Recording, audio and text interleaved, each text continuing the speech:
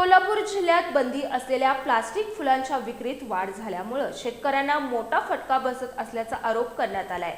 शिवसेना उद्धव बाळासाहेब ठाकरे पक्षाच्या करवीर तालुका पदाधिकाऱ्यांनी याबाबत जिल्हा परिषद प्रशासनाकडे निवेदन देत तत्काळ कारवाईची मागणी केली आहे। प्लास्टिक फुलांमुळे पर्यावरण आणि आरोग्यावरही विपरीत परिणाम होत असल्याचंही यावेळी नमूद करण्यात आलं।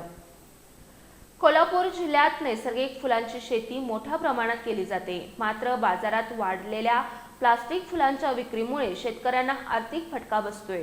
बंदी असतानाही प्लास्टिक फुले आणि पिशव्या मोठ्या प्रमाणात बाजारात उपलब्ध होत आहेत। खरी आणि कृत्रिम फुलं ओळखणं कठीण असल्यानं ग्राहकांची दिशाभूल होतेय। लग्न समारंभ, सण उत्सव आणि सजावटीत प्लास्टिक फुलांचा मोठ्या प्रमाणात वापर होत असल्यानं नैसर्गिक फुलांची मागणी घटली आहे। तसंच ही फुलं विघटन न होणारी असल्यामुळे पर्यावरणावर गंभीर परिणाम होत असून कचऱ्याचं प्रमाणही वाढतंय।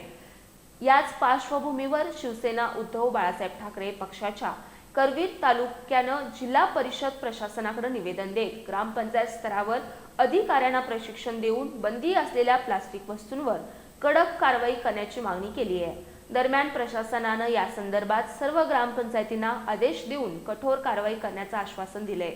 शेतकरी आणि पर्यावरण वाचवण्यासाठी या निर्णयाची प्रभावी अंमलबजावणी होणार का, याकडे आता सर्वांचं लक्ष लागलंय।